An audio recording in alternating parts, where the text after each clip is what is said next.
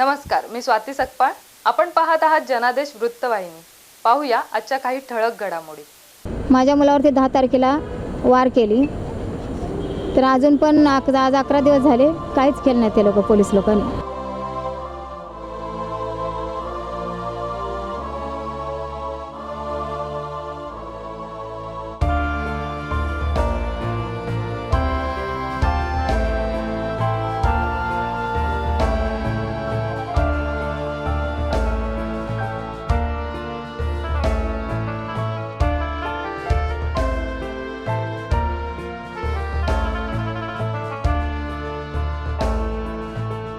पण पाहत असलेला हाच तो गणेशदादा माने, ज्याने तुर्भे इंदिरानगर गणपतीपाडा इथे राहणाऱ्या आकाश शिंगटे नामक युवकावर धारधार शस्त्रानं वार करून त्याला जीवे मारण्याचा प्रयत्न केलाय.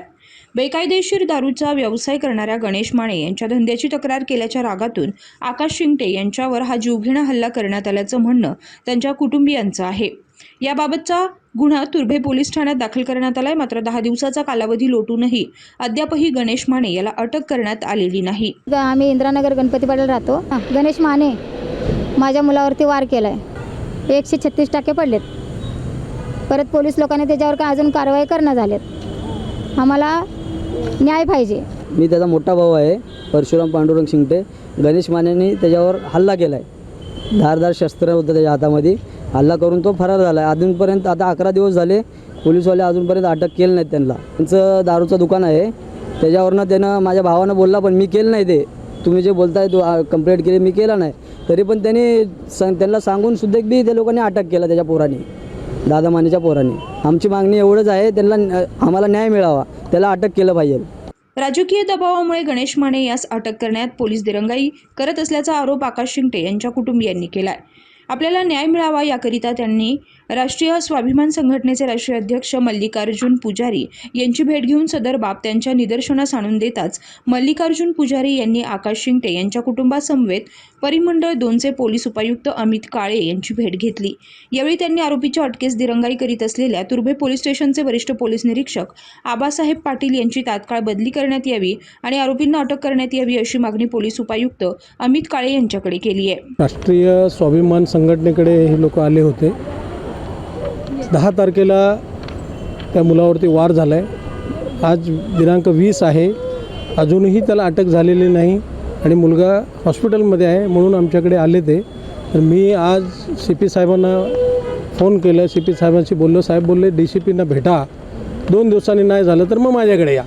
मग आम्ही झोन 1 DCP साहेबांना कॉल केलं, तर DCP साहेब रजेवर आहेत. पंकज डाणे साहेबांनी बोलले तुम्ही झोन 2ला काळे साहेबांना भेटा, त्यांच्याकडे चार्ज आहे, त्यांना निवेदन द्या. तर मी त्यांना भेटून सविस्तर निवेदन दिलेलं आहे. आमची मागणी हेच आहे का हे गोरगरीब जनतेवर जे दिवसा ढवळ्या यांच्यावर हल्ला होतो आहे आणि आमचा पोलीस 10-12 दिवस आधी आरोपीला पकडायला कोण आहे? एवढा मोठा डॉन आहे का काय? त्याला पकडू शकत नाही पोलीस. आपले नवी मुंबई पोलीस एवढं सक्षम.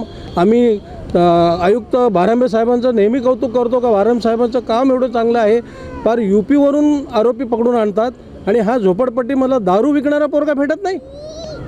आमचा स्पष्ट आरोप आहे, जबाबदारीने सांगतो. तिथले सिनियर इन्स्पेक्टर आबासाहेब पाटील हे सक्षम नाही आहेत आणि ते तिथल्या स्थानिक सत्ताधाऱ्यांना बळी पडून ते काम करतात आणि ते व्यवस्थित काम करत नाही. म्हणून आमची मागणी आहे, आबासाहेब पाटलांची तात्काळ तिथली बदली झाली पाहिजे. ही माझ्या संघटनेच्या वतीने मागणी आहे. आज आम्ही DCP साहेबांना भेटलो. साहेबांनी चांगलं समाधानकारक आमच्याशी बोलले. सिनियरला फोन केलं, आम्हाला पण सांगितलं 2 दिवसात सगळे त्यांचे दारूचे धंदे उद्ध्वस्त होतील, त्यांच्यावर पण गुन्हा दाखल होईल आणि आरोपी कुठंही लपून आला असला तर त्याला आम्ही पकडू. पोलीस उपायुक्त अमित काळे यांनी आरोपीच्या अटकेबाबतचे आदेश दिले आहेत. मात्र यानंतरही सदर आरोपीस अटक न झाल्यास पीडित आकाश शिंगटे यांच्या कुटुंबियांसमवेत थेट पोलीस आयुक्तालयासमोर उपोषणास बसण्याचा इशारा यावेळी मल्लिकार्जुन पुजारी यांनी प्रशासनाला दिलाय. जर 2 नाही अजून 4 दिवसात जर हे नाही पकडलं तर ह्या सगळ्या कुटुंबासकट आम्ही कमिशनर ऑफिस बेलापूर यांच्या कार्यालयासमोर राष्ट्रीय स्वाभिमान संघटनेचे सगळे पदाधिकारी आणि हे त्यांचे कुटुंबीय आम्ही आमरण उपोषणाला बसणार. हे आज मी तुमच्या माध्यमातून इथल्या पोलीस प्रशासनाला सांगू इच्छितो. कॅमेरामन इक्बाल शेखसह पल्लवी केदार, जनादेश वृत्तवाहिनीकरिता.